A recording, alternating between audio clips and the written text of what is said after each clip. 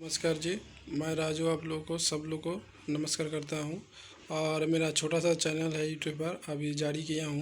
तो इसके बारे में बताना चाहते हैं। जैसे आईपीसी है, आईपीसी धारा होता है। आईपीसी का मतलब है इंडियन पेनल कोड, 1860 में जारी किया गया था।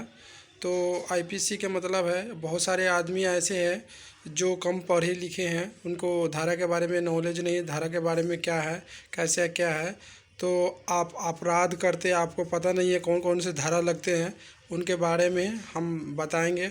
और सारे धारे के बारे में बताएंगे। 1 से लेके 511 धारा हैं, उनके बारे में बताएंगे।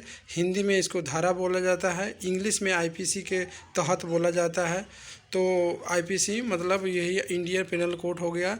तो 392 में दिया हुआ है डकैती के बारे में दिया हुआ है। 300 मतलब धारा 392 में डकैती के बारे में दिया गया हुआ है।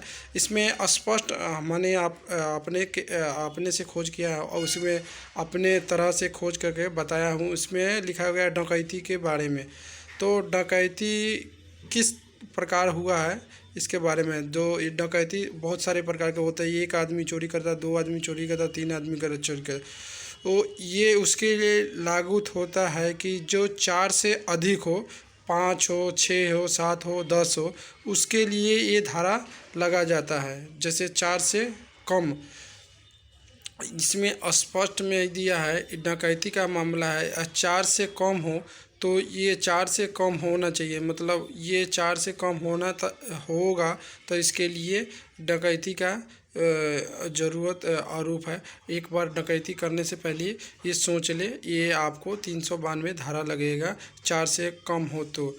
आईपीसी धारा 377 के में जीव जंतु के बारे में है। ये 10 वर्ष का सज़ा हो सकता है। जीव जंतु के बारे में, स्त्री और पुरुष के जीव जंतु के बारे में सज़ा हो सकता है।